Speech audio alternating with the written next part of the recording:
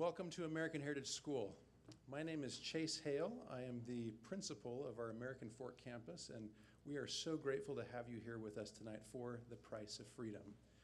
We want to especially recognize a few members of our Board of Trustees who are here in the audience tonight. We also want to acknowledge that we have administrators, faculty, and patrons from our newly opened Salt Lake campus. We just opened that campus this fall. We're grateful to have our family expanding and to have them with us. They're 125 strong right now, and they are growing. We also have a live stream tonight going to our American Heritage Worldwide campus. With that community in all 50 states and over 60 countries, we're so grateful that we have the technology and the technicians in play tonight to bring that to them. Before I get to a few housekeeping items, there are just a few points of gratitude that are worth mentioning. First, of course, we want to express gratitude to our guest artists tonight. You can find their bios in your program. We also, of course, must express gratitude to Lyceum Brown, our orchestra director, and his very capable team. They have been at the helm of this program for so many years. They are now 15 years and counting of receiving Utah's Best of State Utah for youth orchestras recognition. And they've grown this program now to 11 ensembles, 8 here on this campus and 3 at our new Salt Lake campus. We're, of course, grateful for our student musicians and the countless hours that they put in to prepare for these very, very high-quality performances. And tonight we have a bit of a special treat. You see some folks up here who are not wearing all black. We have an alumni reunion on hand today, and Mr. Brown will tell us a little bit more about that, but you'll be able to hear one number from that alumni group. Mom and Dad, we're grateful for you too. We know that they're not just talented, but so much of this depends upon you and all the good hard work that you've done to help bring this about. We want to express gratitude to our audiovisual team. On our American Fork campus, we have our audiovisual directors, Jay Clark and Dan Morgan. They are assisted by one of our super parent volunteers, Rich Wayland, who is a multi-tool Swiss Army knife and just has a passion for these sorts of events and has been with us for many years, helping us to pull this off. Bobby Gibson from our American Heritage Worldwide program is going to be managing the live stream feed and the screen-to-screen cut there. And then, of course, we have a team of about 9 student technicians that are all behind the scenes, making sure that this all sounds and looks wonderful.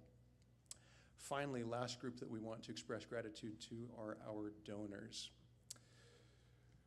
We simply couldn't do these kinds of things without them. Our tuition at this private school, our tuition and our participation fees cover about half of the cost of the experiences that our students enjoy here. And we accept nor solicit any federal, state, or local government funding.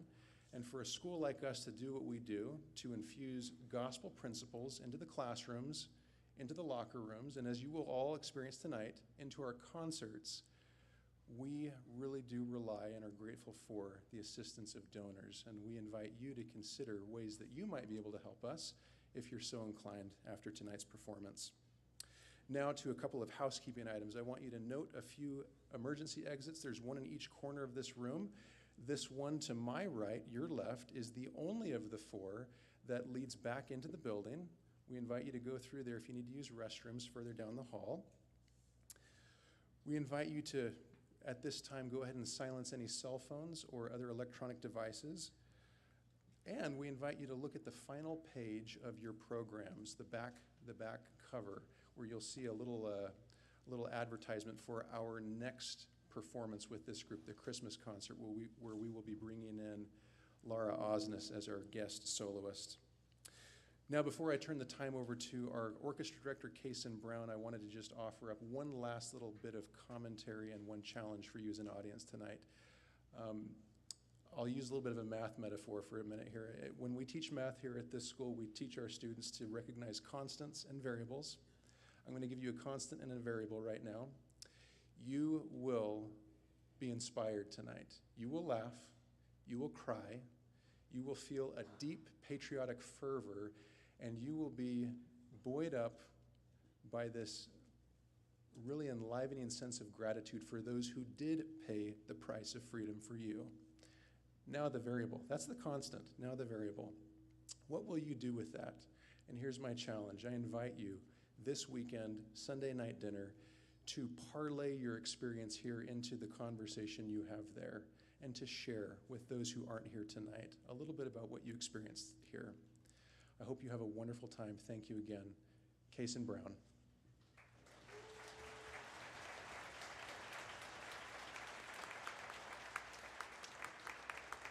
Thank you, Principal Hale. It is extraordinary to have the sort of administrative support that we have here at American Heritage School. This is a wonderful, wonderful opportunity for us. Tonight is just going to be special, not only because of the music and the program and the meaning and everything, but I get to see a bunch of my students that I haven't seen in a decade. These youth changed my life. I don't know if I changed theirs, or at least in which direction I changed theirs, but I'm really grateful that they came back to celebrate a little bit of the Price of Freedom with us. This is the piece of music that I most want all of my students to perform. If you have a young musician who's in the orchestra program, and we have over 400 musicians in the orchestra program, this is what we're raising them up to. This is why we survive Book 2. It's so that you can play the Price of Freedom, and almost every orchestra student who comes through my program has an opportunity to play this. So I thought, what better opportunity to bring us together as an alumni. This is really our first time of ever doing this. We had about 50 students from all across the years come and join us. They sound fantastic, even though some of them haven't touched their instruments in a while, and others of them are now on track to have careers in music. It's just a joy. So we're going to, instead of the traditional D-Day video that you'll see during the concert performance, you'll see some pictures. There'll be some really solemn moments in the music, and then you'll see a wacky photo of me. I'm sorry about that. I'll ignore any laughter that comes as a result. But this is one of our favorite pieces of music, and we couldn't help but perform it for you. Please give a warm welcome to the alumni of the Lyceum Philharmonic for D-Day.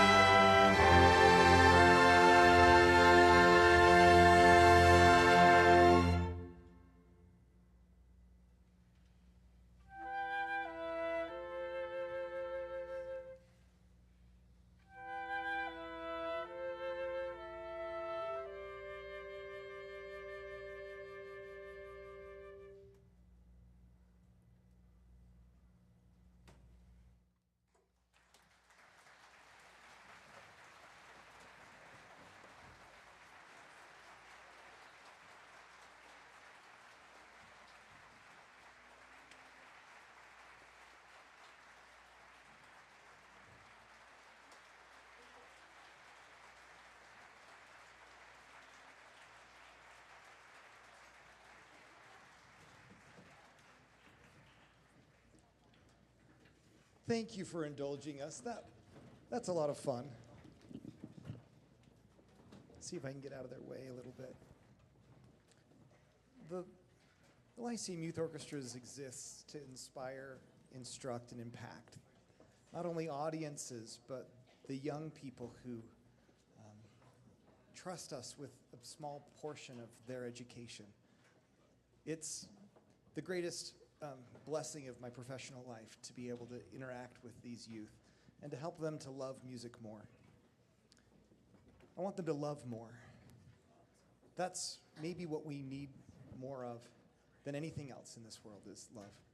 And music does that in a way that almost nothing else can. In this day and age, it's a difficult thing for a young person growing up to feel patriotic about our country. And that might be hard for some of you to understand, but in the current political quagmire, young people mostly see adults arguing about our country. No matter what side of the aisle you might be, it's very rare that there are compliments being paid back and forth or a sense of patriotism. The music that we're going to do tonight writes on the fleshy tables of their hearts the spirit of patriotism.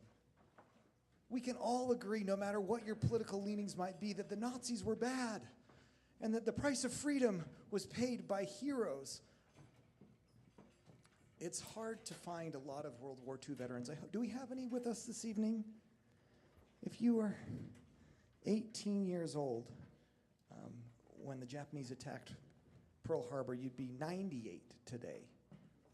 When we first started doing this program a decade ago, we would have more than a handful of World War II veterans stand up. But now it seems like we have to honor them by going to them. And that's part of the reason why we wanted to do a live stream tonight. This is an extraordinary opportunity for these students not to understand the facts that will get them an A on their AP European or American history tests. This is a program that will help them to feel the spirit of patriotism and to want to come back. The reason why I chose tonight to do our alumni event is because when I talk to a student who's been in the orchestra for years and I say, what was the most memorable thing that we've done? Was it this video that got all these views, or was it this album that hit the Billboard charts? Almost all of them say, no, it was the price of freedom. Because it touches their hearts. The 2 months that we've spent preparing for tonight is more transformative to their experience than anything that you might feel. And most of you will feel some things tonight. Just know that you're feeling it because they felt it first. And they're feeling it because we love this country at this school. It looks like I've talked long enough. They're here. So we'll have Alina Barron tune the orchestra, and then Michaela Jensen will give us an opening prayer, after which we present Rob Gardner's The Price of Freedom.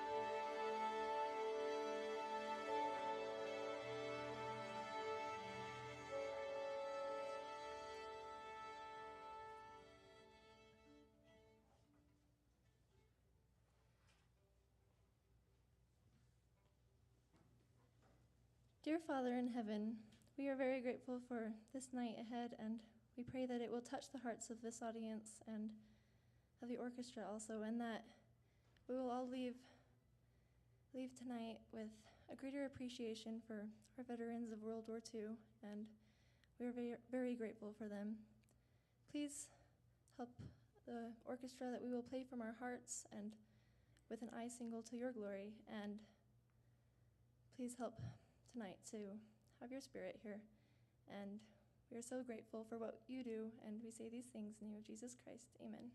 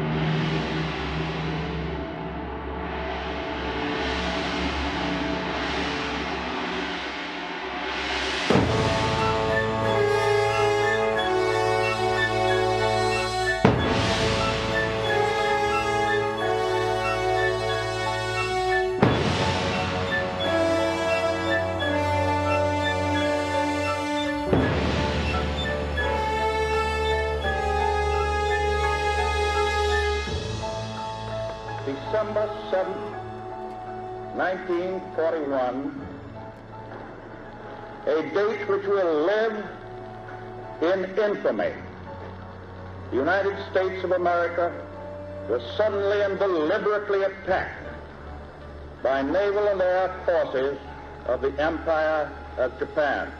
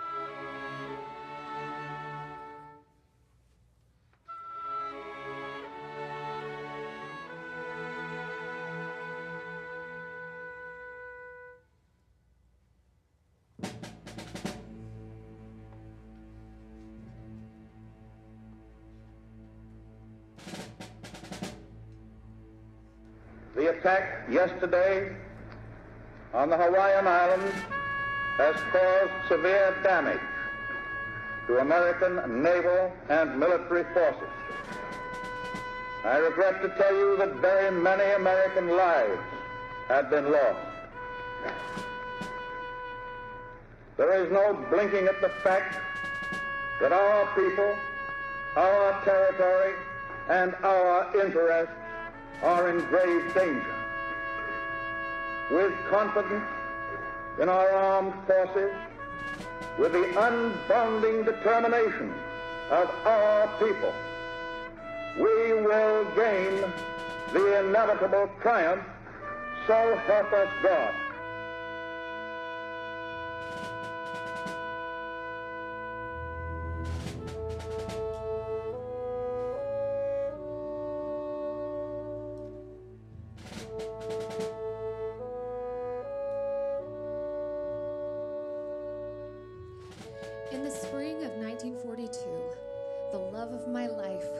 off to war. We'd been married only a few short months, and yet I couldn't imagine my life without him.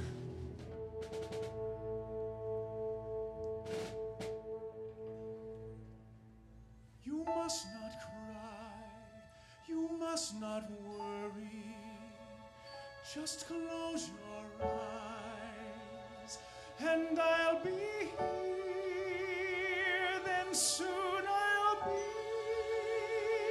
back by your side. No, I'll never be far from here.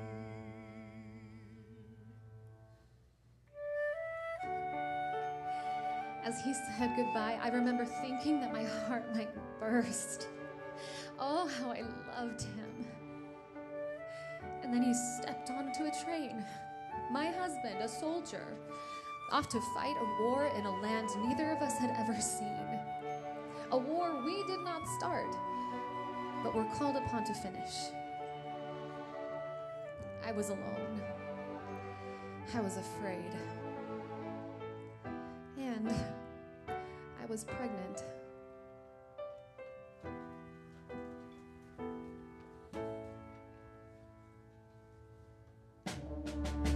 When my oldest boy, Stephen, volunteered for the war, his younger brother, Jack, insisted that he enlist right along with him.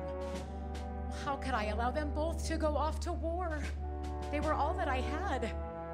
And Jack, well, he was too young. They were both too young. I want to go. I have to go. I want to do this. I have to do this. I want to fly. Please try to see for what I love. Please understand, you must accept I'm not a child. And I swear that I'll bring him home. The families of the soldiers placed a blue star in the window for each child they sent off to war, while I proudly hung 2 stars in my window that day. Shep asked me to marry him just before he shipped off to the Pacific. Sure, we were in love, but I was just so young and wasn't ready yet to jump into marriage. Please say you'll wait.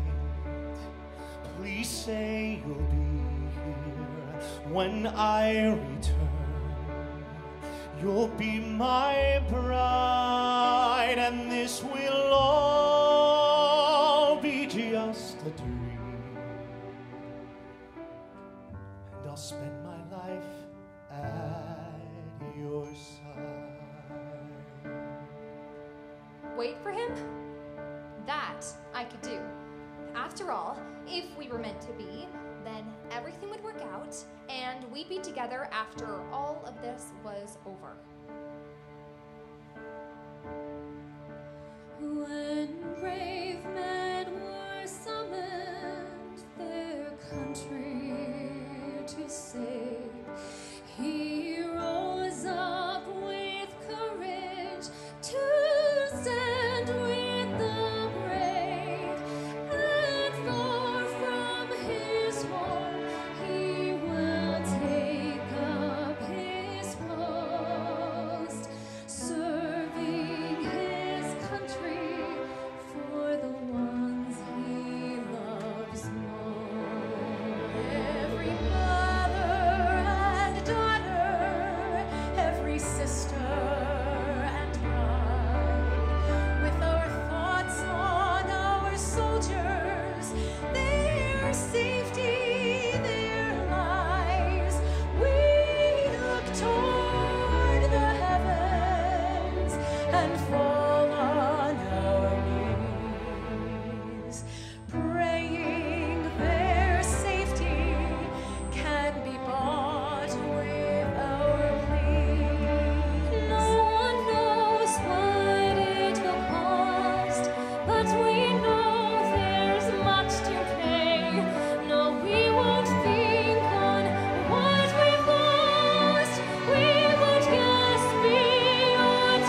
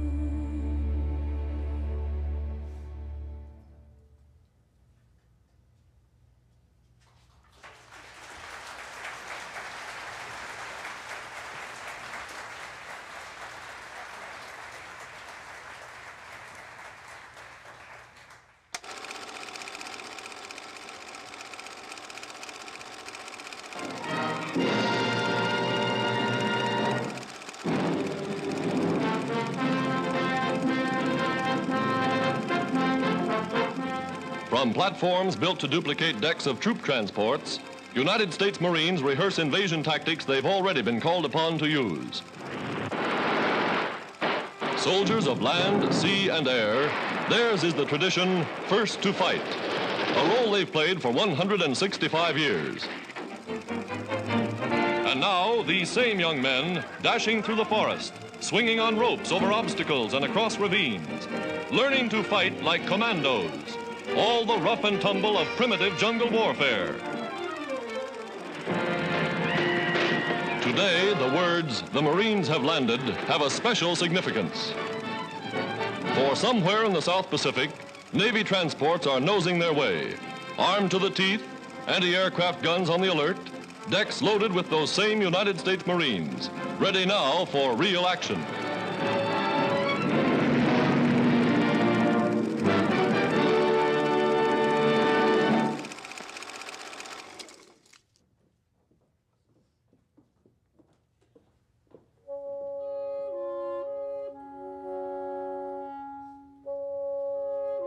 My dear Ellen, I hope this letter finds you well, and thinking of your soldier in the Pacific, I'm certainly thinking of you.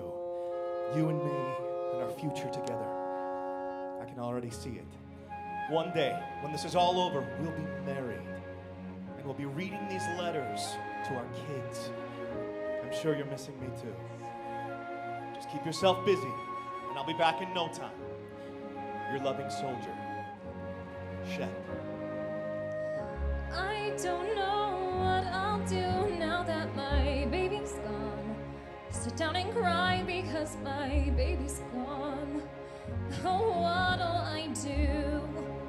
And you can't console me. I'm only seeing blue now that my baby's gone. I'm empty inside because my baby's gone. And you should be too. But maybe there's someone out there who could help me pass the time. Maybe there's someone big and strong to hold me as I cry and try to console me. I have my evenings free now that my baby's gone. The vulnerable me now that my baby's gone. How lonely I'll be with no one to hold me. Our lives are put on hold now that our men are gone. Dreary and dull now that our men are gone. There's nothing to do but sit and be lonely. Our arms are growing cold now that our men are gone. With nothing to hold now that our men are gone. We're suffering too. But maybe there's someone out there who could help me pass the time. Maybe there's someone big and strong to hold me as I cry and try to console me. I have my evenings free now that my baby's gone. The vulnerable me now that my baby's gone. How lonely I'll be now that my baby's gone. We don't know what she'll do now that her baby's gone. Sit down and cry because her baby's gone. Oh, what did she do now that my baby's gone?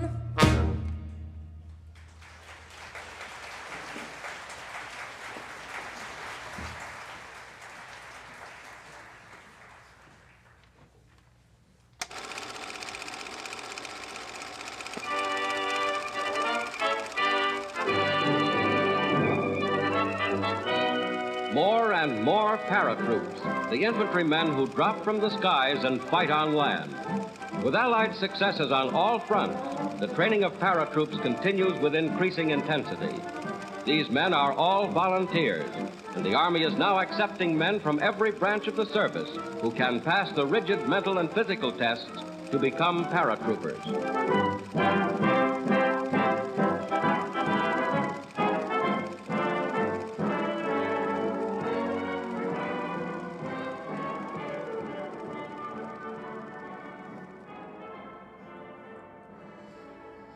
Dear David, I'm not sure if you got my last letter. Congratulations again on becoming a paratrooper. As always, I am so proud of you. I have some news for you, too, and I only wish I could see the smile on your face when you read this. David, you're a father. Little David Jr. was born last night at 10:03 p.m. I can't believe how small he is. He's just over 6 pounds, but he's the picture of health, and he has your eyes. He sure cries a lot. He must be anxious to meet his daddy. I haven't heard from you in a while. Are you still in Britain? Has it stopped raining yet? Are you still having trouble sleeping? I'm sorry, I just want to know every little thing. Can you believe it, David? We have a son. Now, I know what you're thinking, but don't worry about me. I'll be fine. Just take care of yourself and come home to your loving wife and son. Missing you, Arlene.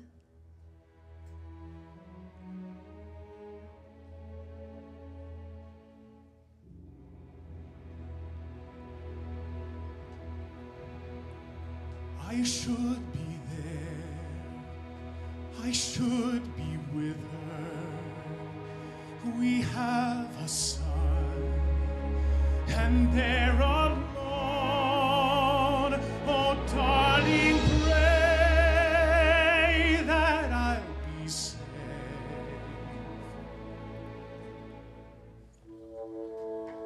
And I promise I'll make it home. Can I do this on my own while you are miles away? I never thought I'd be alone when I dreamed about this day. Could it be somehow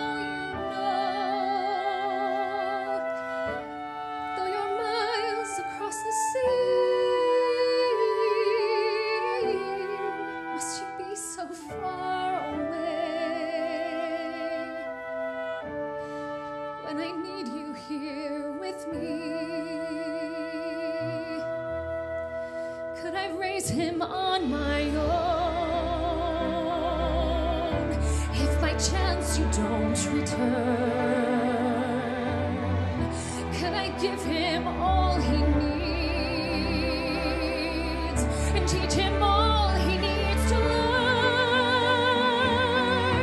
Does our sacrifice mean more if our child suffers too? Can I do this on my own? Can I do this without you?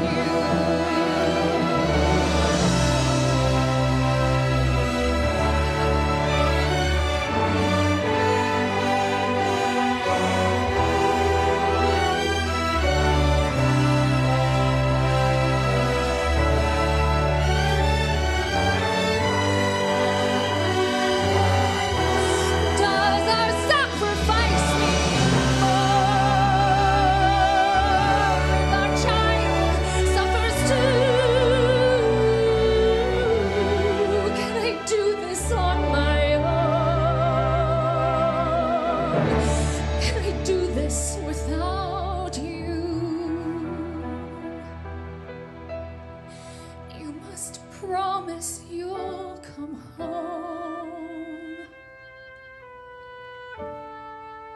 I can't do this without you.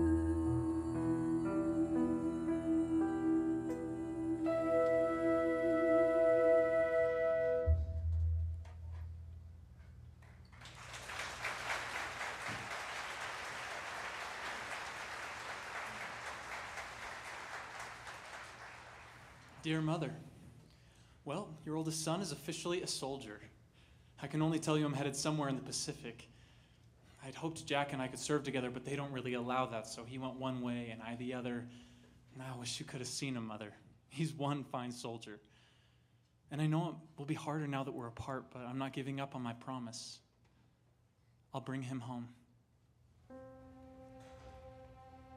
I know it must be hard for you with Jack and me gone. You'll recall the things we've done. You wonder why we can't all be together right now. At times you may even question the sense of the entire war. But whatever you do, don't worry about us. Because worrying will not help. Remember, Mother, that we are where we want to be because we feel that we may help in our small way. Many men will never know what we have to go through. But I promise that if anything does happen, I'll try to be good enough so that I can see you and Jack again. And maybe we could have a cake together up where things are not rationed. I love you, Stephen.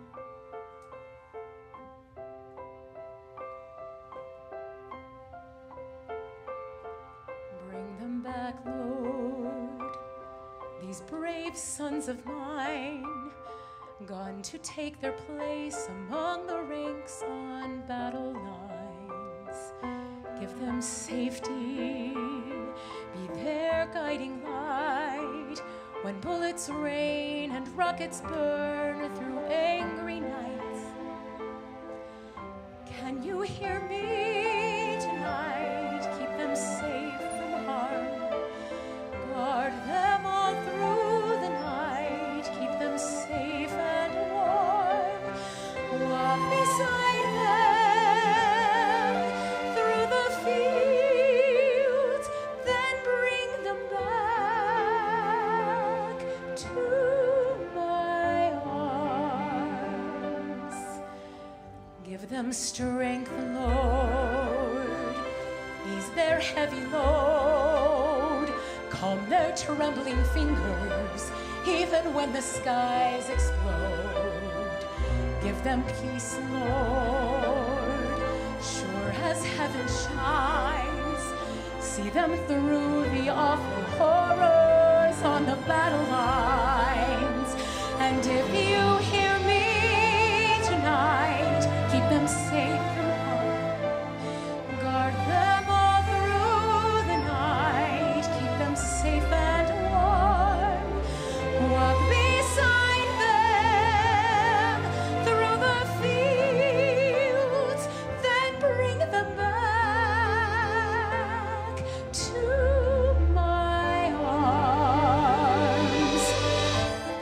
But if by your will one is called to give his life, let him pass on without suffering.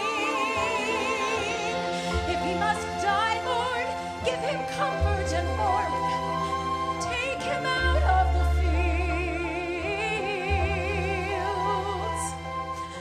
Take him into your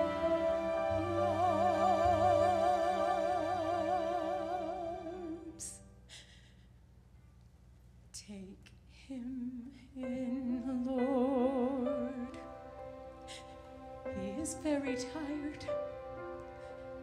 Give him couches where the angels sleep to rest his eyes. Then let him rise up, rise to bright new dawns where days are warm, lit by the sun, not wartime's bloodied guns. But if you hear me tonight, keep them safe from harm. Guard them all through the night. Keep them safe and warm. Walk beside them through the fields, and then bring them back to my arms.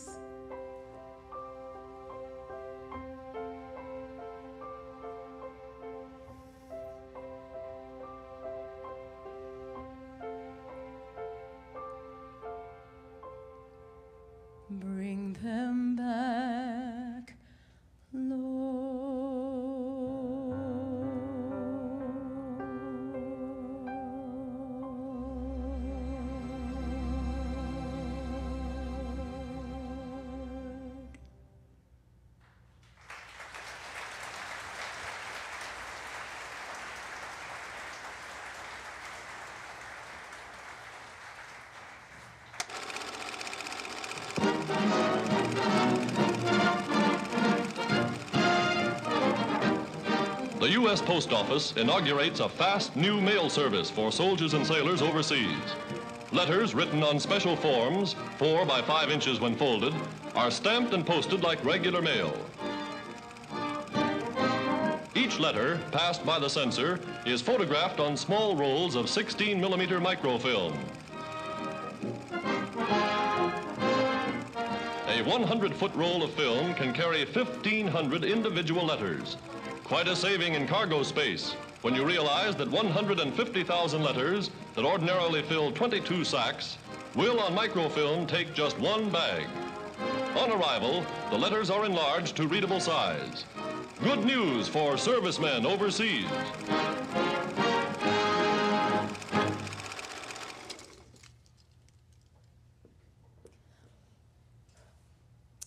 Dear Shep, first of all, I want you to know that this isn't easy for me.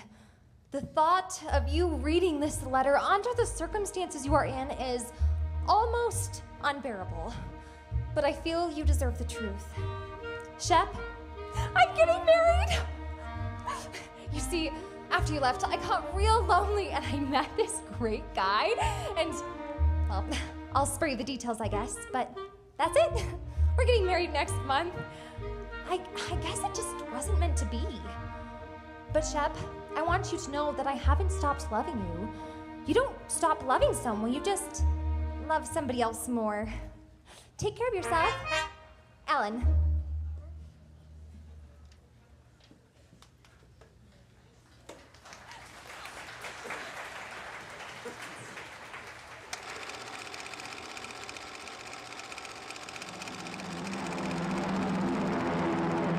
Here are rare pictures of war as it's fought in the jungle. Guadalcanal Airport, the tiny patch of land for which Japan has sacrificed a fleet of warships and thousands of fighting men, still bristles with United States bombers. For the forces that control Guadalcanal command the approaches to Australia, hold mastery of the skies over the vitally important Solomon Islands.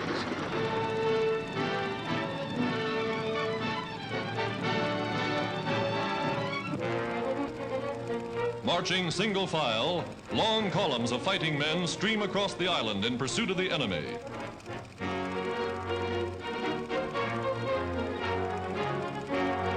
Plunging into malaria-infested jungles, the Marines steadily, doggedly enlarge their hold on the island.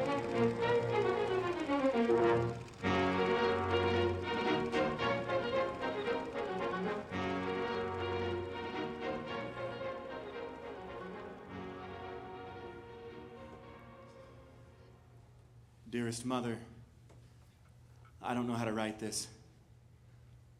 You tried to tell me not to come out here, but when I signed up for this war, I signed up to be a soldier. I knew that meant I might die in the battlefield. I was willing then to give my life for my country, and I'm willing now. But I'm not writing from a battlefield. I'm writing from a sickbed. I'm so sorry, Mother. Maybe I should have listened. It seems so useless to be lying here, sick with malaria, with no medicine.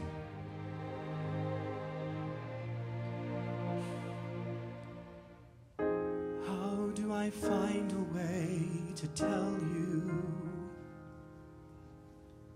I wish to God that we were not a world apart. But these aren't words a son should ever have to say. There's just no easy way to break a mother's heart. I need to tell you that I'm dying, but not the way that every soldier hopes he'll go. 'Cause soldiers meet their end in battle. But even as it is, I want for you to know I still believe that this is worth it, that someday you'll find some purpose in this death that seems so senseless to me now. I still believe in God and country, in the banner of old glory, though it's hard to see the reason for it now, why I won't be coming home.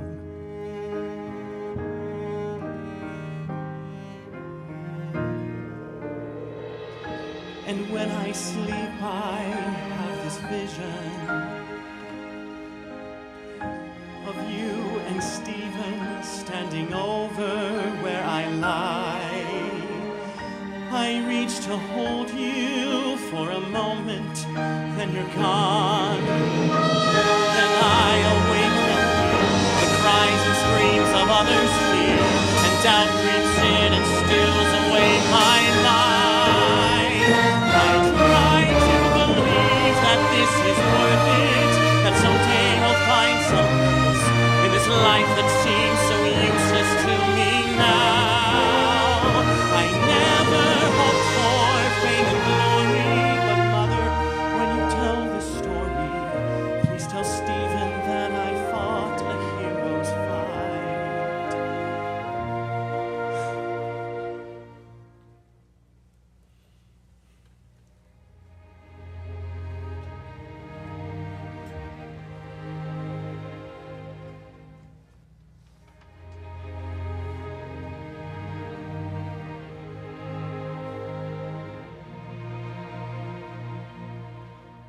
If I had stayed with you at home, this would be someone else's son, lying in this bed and dying here instead of me tonight.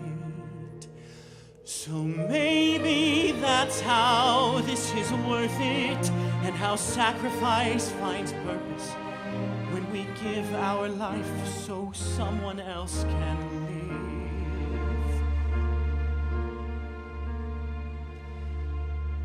So someone can go home. But Ma, I won't be coming home.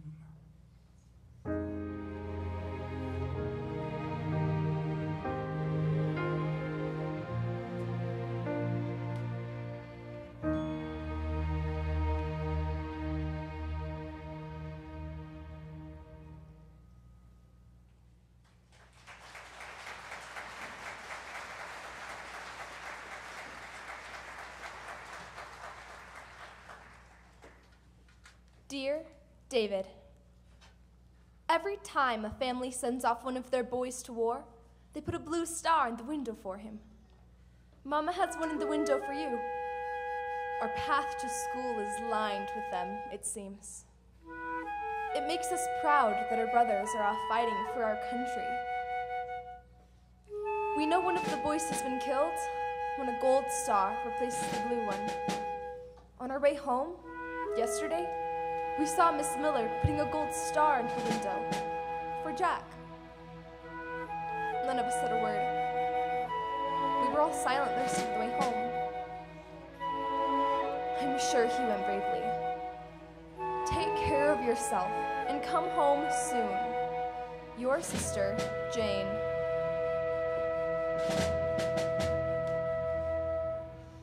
Another boy has died, and another dream's betrayed. Another gold star in a window hung 1,000 miles away. Yet another night must fall before another sun will rise, and you cannot help but wonder if you'll make it through that night. Please just tell me you'll remember the awful sacrifice we've made. It's so hard to keep your head up when you're walking toward the grave. So just tell me you'll remember that our loss was not in vain. It's so hard to pick your feet up when you're marching toward the grave. Dear son, please know my prayers are with you, that God above will keep you safe.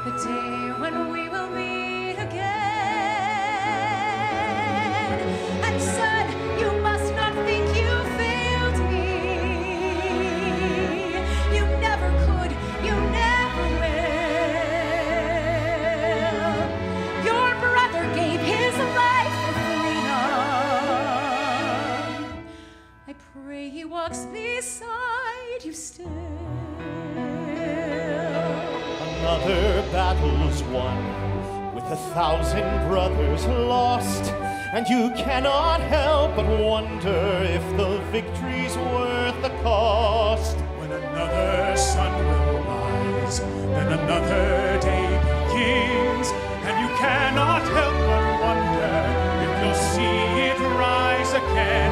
Please just tell me you'll remember the awful sacrifice we've made. It's so hard to keep your head up when you're walking toward the grave.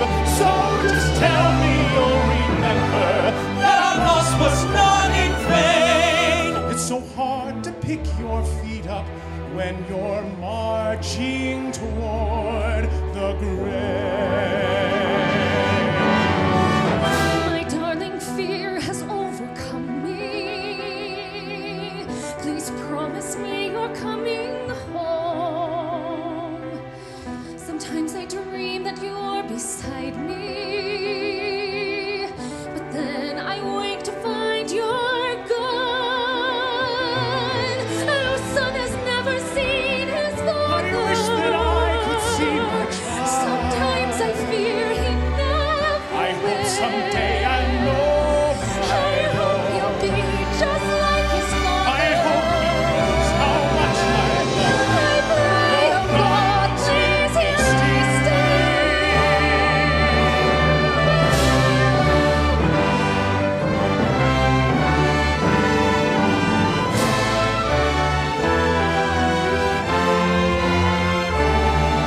Let another day begin, and a battle cry arise that will sacrifice our lives to see that freedom never dies. And with voices bold and clear, we will sing out freedom's song, and the glory of our victory will come rising with the dawn. Please tell me you'll remember the awful sacrifice we made. Let the rising dawn I wish you could see our son.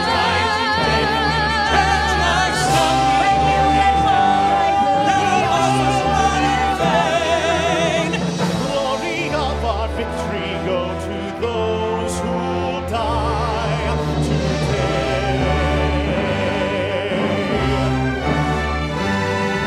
The glory of our victory go to those who'll die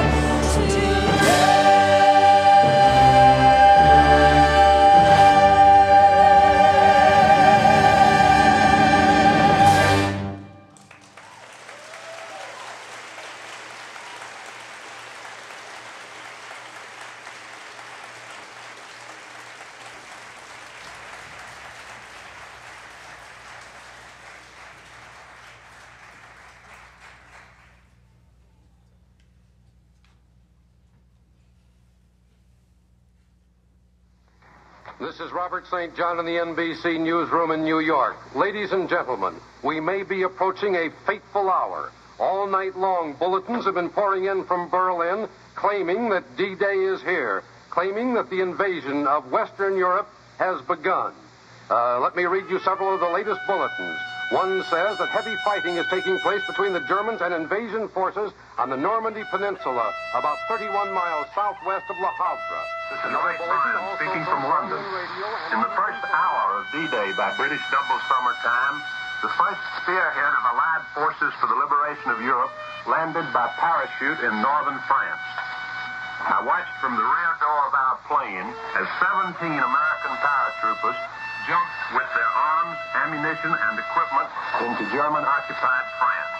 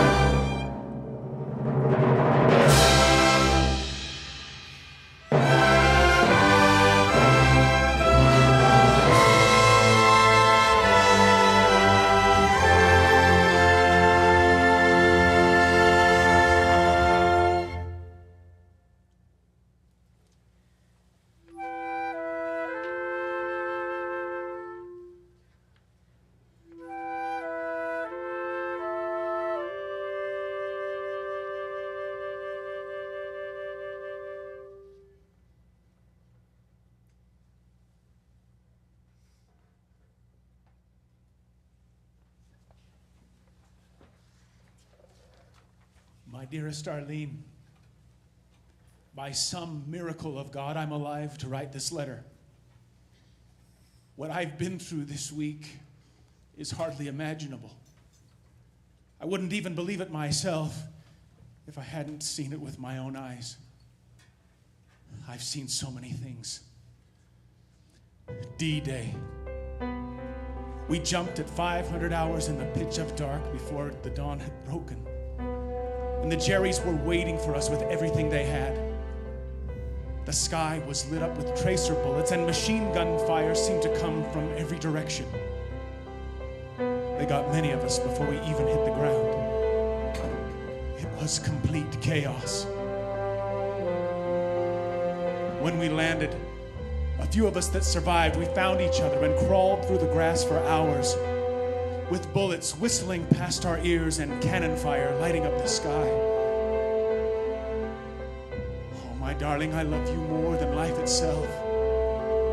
The thought of you has kept me going this far. Tell our son that his daddy's okay for now.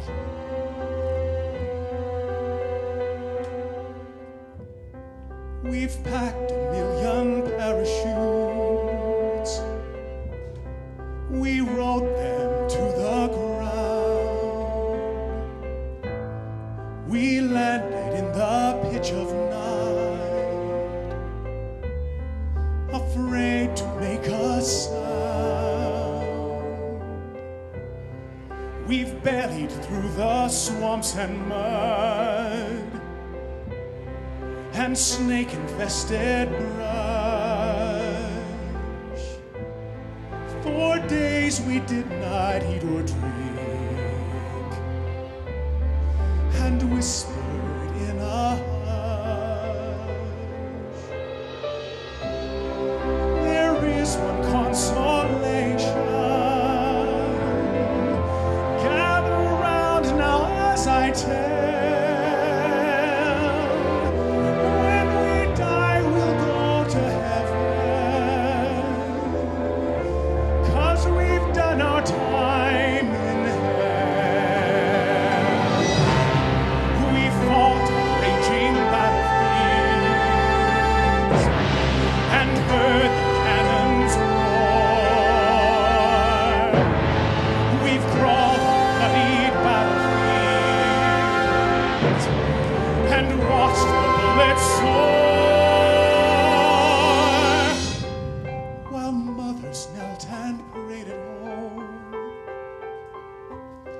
To keep them safe from harm. Their sons were dying in the fields, cradled in our arms. They have gone to meet their maker. We can hear the tolling bell.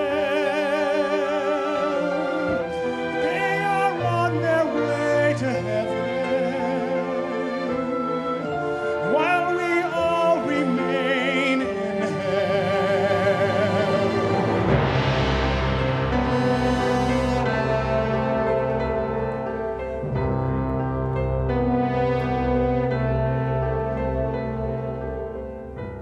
When the final taps have sounded and we've laid aside our cares, we'll stand at last inspection on the shining golden stairs. Then we'll hear the soft reminder of the Spirit's whisper tale. Be at ease, young faithful soldier. Done your time in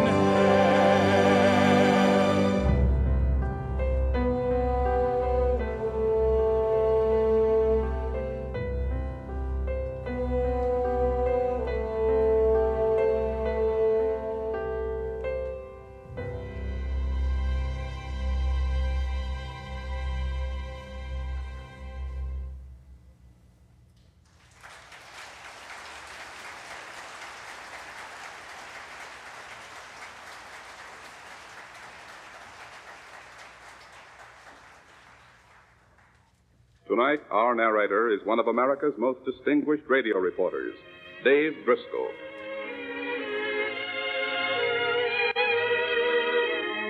If we are expecting a pleasant and safe and sunny finish to the story of 1944, we may be disappointed. The finish to the story of the year was exactly what the rest of the year had been like. Dangerous, deadly, and with the constant gnawing pain that accompanies winning a war. The President addressed the nation on Christmas Eve. The tide of battle has turned, slowly but inexorably, against those who sought to destroy civilization. And so on this Christmas Day, we cannot yet say when our victory will come. Our enemies still fight fanatically. They still have reserves of men and military power. But they themselves know that they and their evil works are doomed. We pray that until then, God will protect our gallant men and women in the uniforms of the United Nations, that He will receive into His infinite grace those who make their supreme sacrifice in the cause of righteousness.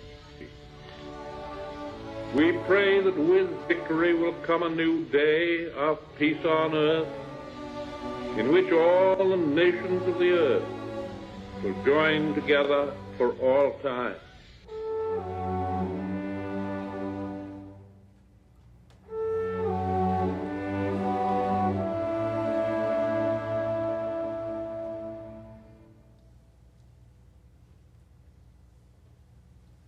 Stephen, so I'm sitting here in the infirmary, bored to tears, and you won't believe whose letter I read again. Okay, maybe you will. You've told me 1,000,000 times to just toss out this stupid letter, and maybe I will this time. I mean, just listen to her. After you left, I was real lonely and met this great guy. The little tramp. She couldn't even wait a couple of lousy years. Oh, and the best part is, she has the nerve to tell me how difficult it is for her to write a letter like that. Oh, I'm sure it's real tough. Back there in the States, in her nice house, her soft bed. Well, been through worse, I guess. Speaking of, they're letting me go back out this week, so I should be on the lines with all the rest of you in a few days. The time drags on here. Save me a spot in your foxhole. Shep.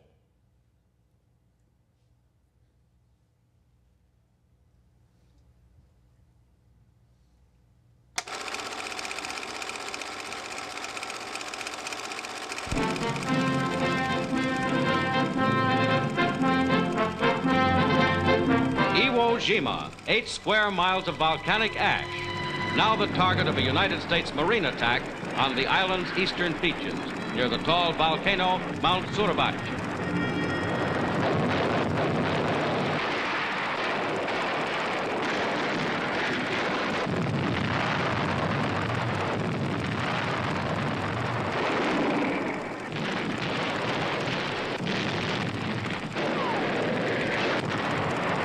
From Suribachi's 500-foot elevation, enemy mortars hold the entire island in range.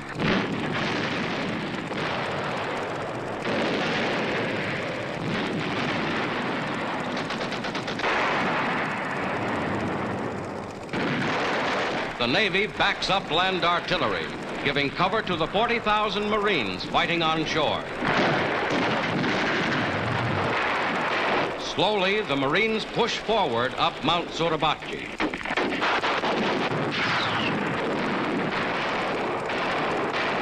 With enemy bullets inches overhead, wounded are cared for by medical corpsmen.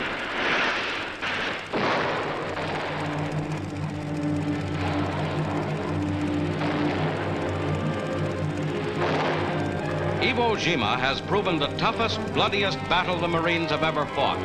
To win this tiny 8-square-mile area, 4,000 of them have died.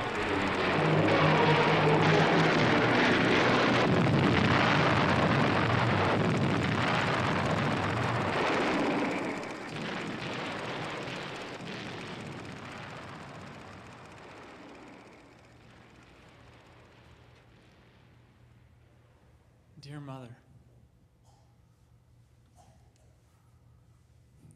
it's hard to write a letter like this. There's 1,000,001 things I want to say. I want you to know that I love you so very much.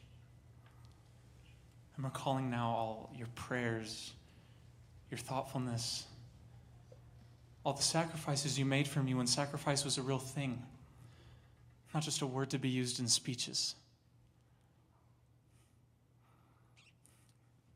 It's a funny thing about this mission, but I don't think I'll come back alive. I know I've made it this far, but call it a hunch, a presentiment, or whatever you will. I'm saddened because I won't be with you in your later years. But I want you to know until we meet again that I died as I tried to live, the way you taught me.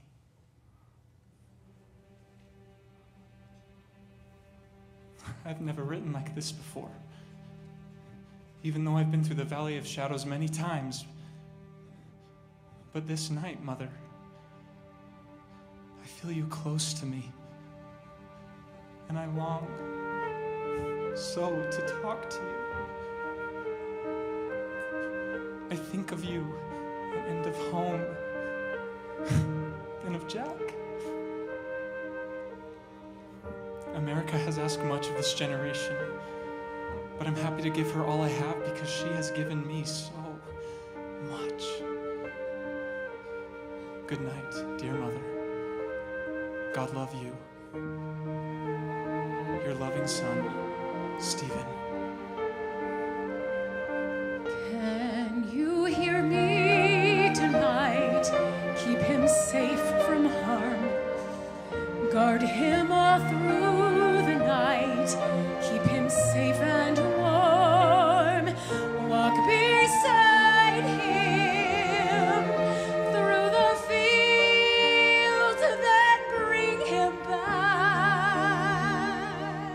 to my arms.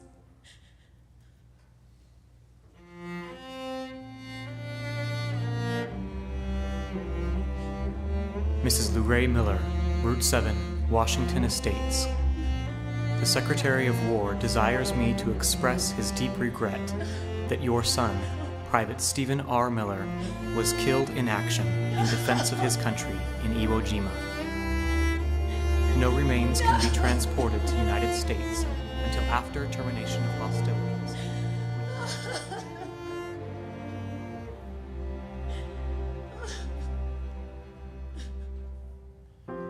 Sitting in the shadows, nothing but the night. One last chance to write the letter I never thought I'd write. And I'm writing now to tell you all the things I never told you, never had the time to tell you, never took the time to show you. And I know that on the morrow I go to fight, and we know that on the morrow die we might. Let us all go down together, one for all and all for one, as we awake tomorrow to meet the rising sun one last time.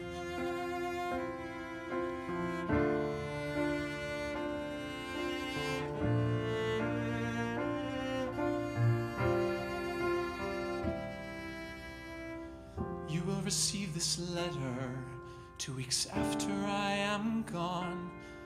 Still the words upon these pages will forever carry on. And I'll visit you in silence, through the warm air, through the breeze, I'll come regular like sunrise, warming up your dreams. And I know that on the morrow we go to fight, and we know that on the morrow die we might. Let us all go down together, one for all and all for one, as we awake tomorrow to meet the rising sun one last time.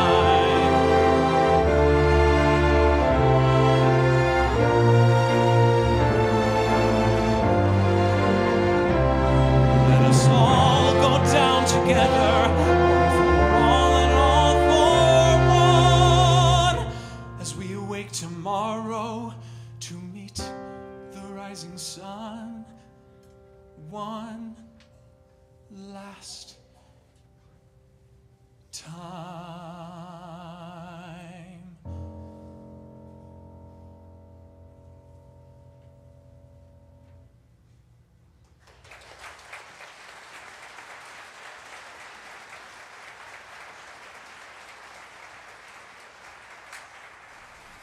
I wish that Franklin D. Roosevelt had lived to see this day.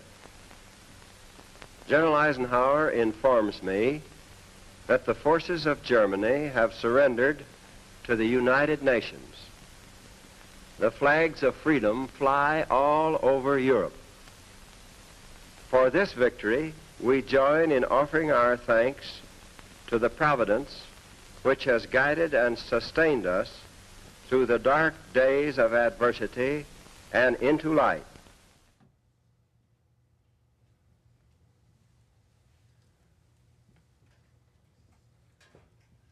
Arlene, this is in all probability the last letter I'll write from this side of the world. I find it hard to believe these words even as I write them myself. But I'm coming home.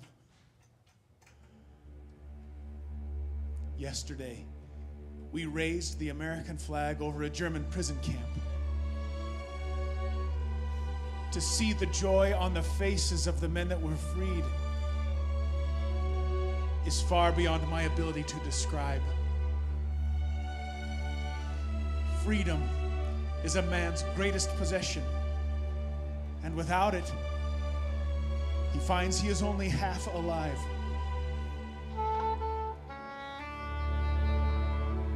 Do you remember that last night in the States when I promised you that I would make it okay? Well, darling, by some miracle of God, I've kept my promise, and I'll be home soon.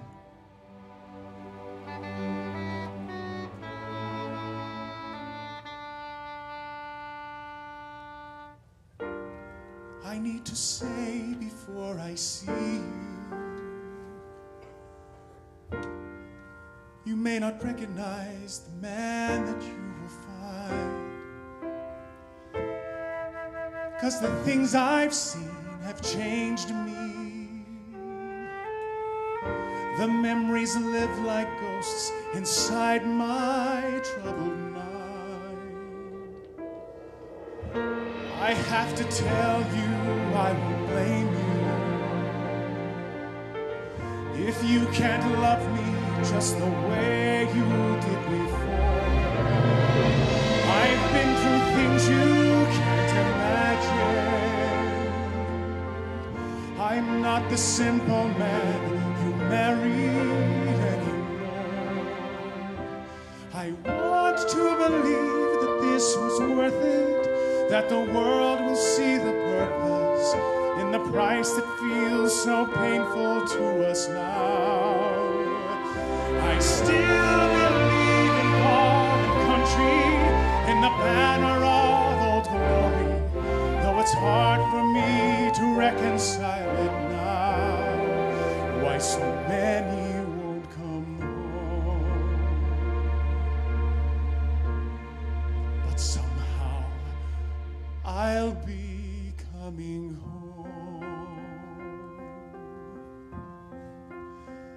Because of you, I rose to meet each morning. Because of you, I kept the will to live a life. And in despair, there's one thing that I knew. No matter what, I'd make it back to you. Because of you, I had a dream to hold to. Because of you, I rose to meet each breaking dawn. And in a dream that somehow could come true, I knew it could, and all because of you.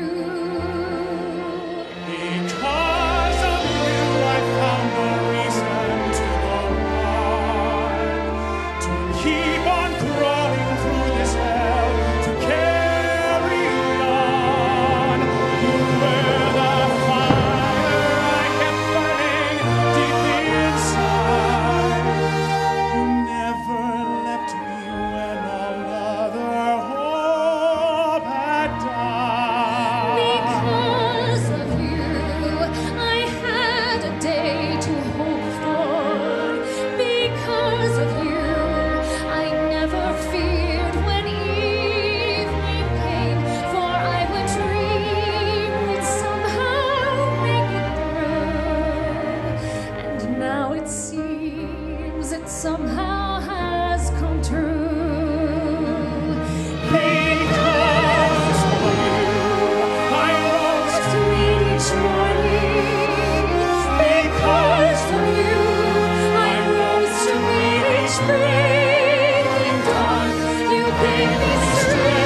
You gave me strength to somehow see this through. I'm coming home, and all because of you.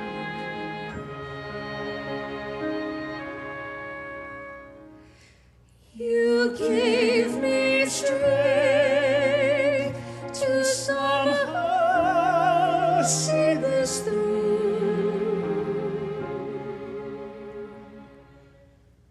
I'm coming home, and all because of you.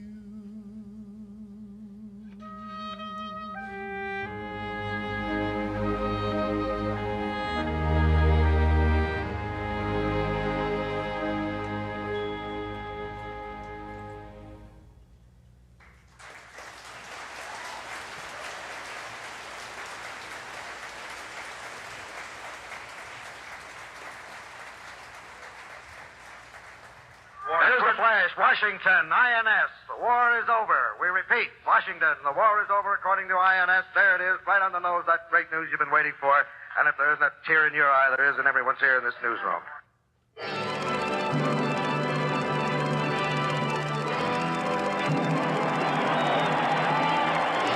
In New York City, as throughout a rejoicing nation and world, vast throngs of grateful, happy people celebrate the end of fighting, the dawn of peace.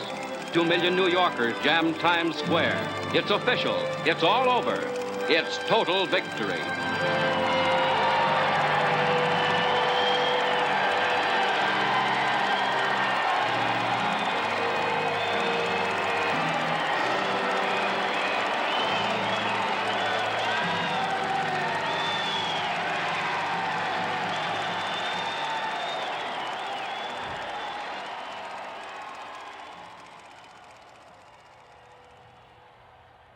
Dear Mrs. Miller, as I try to write this, I realize that no words can do justice or calm the heart. Still, I feel that you deserve to know the circumstances of your son, Stephen's death. He and I were attached to each other like no other people could ever be, and I loved him like a brother. It all happened at Iwo Jima. At dusk, we were ordered to advance several hundred yards into the jungle and dig in at the edge of a lagoon. All was quiet until about 9 o'clock, and then we could hear the Japs cautiously advancing. Suddenly, all hell broke loose. The jungle was lit up like a stage, and battle cries broke out from both sides. We were outnumbered 5-1, and were soon hand to hand. After about 30 minutes, I was hit and dropped to the ground. Stephen stood over me and fought like a madman. I asked him to leave, and he only said, "Go to hell, Shep." Things began to quiet down, and reorganization began. Stephen worked over me about an hour trying to stop the blood flow, tearing his shirt into strips for bandages. With his assistance, I could walk a bit. Moving along a narrow trail, we ran on into a Jap patrol, and Stephen, instead of getting away, chose to die, fighting to save my life.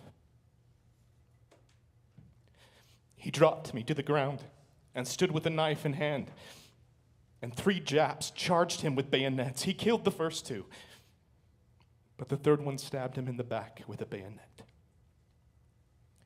He fell, and the Jap ran. He said,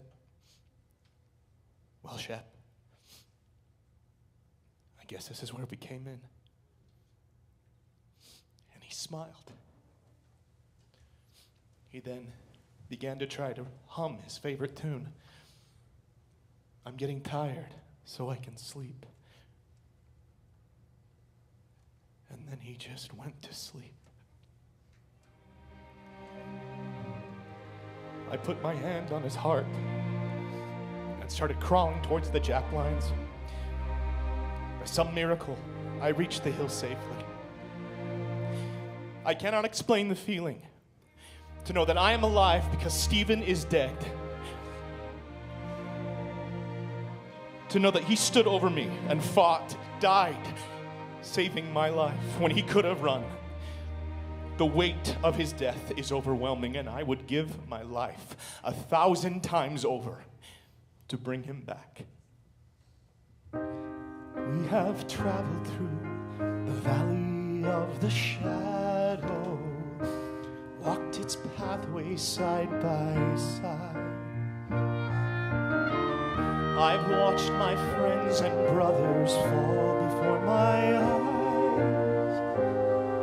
and heard their final cries.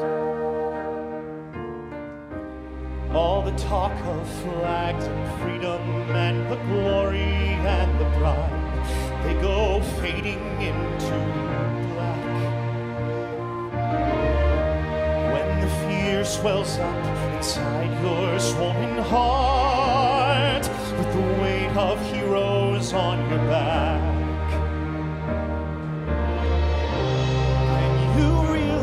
why you're standing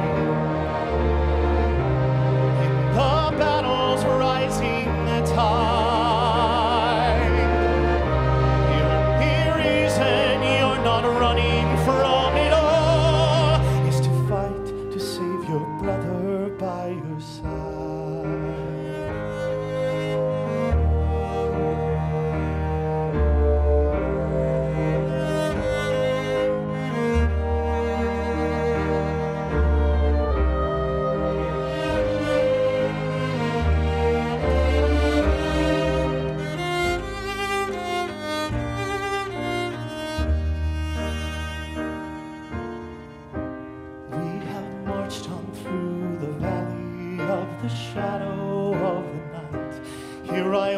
my best friend fall. He fought to save my life and lost his in return. I'm left to make sense of it all. Oh, we talk of freedom ringing and we raise our fists held high, but when you're staring down the barrel at the flash before your eyes, well, suddenly you realize why you're waiting.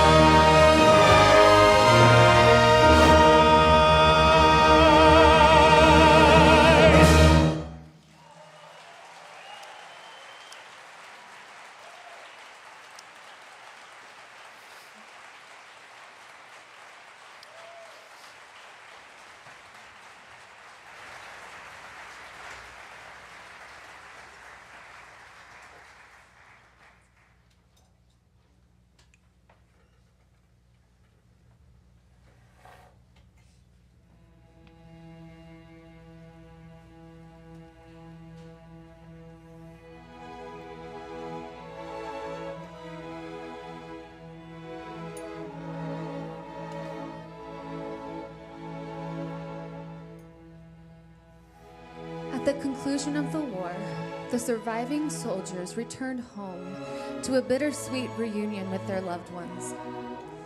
Those who fought and those they left behind paid a great and lasting price in the cause for freedom in the most devastating global war in history.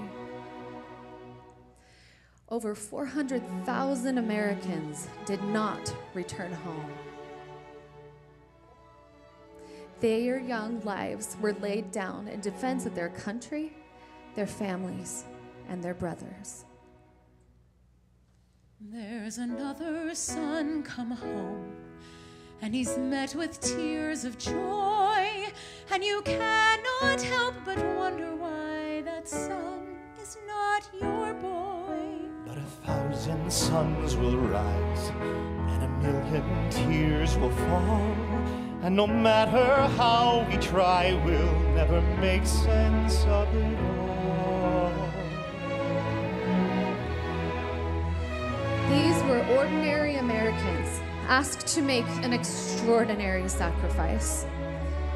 It was a war they did not start, but were called upon to finish.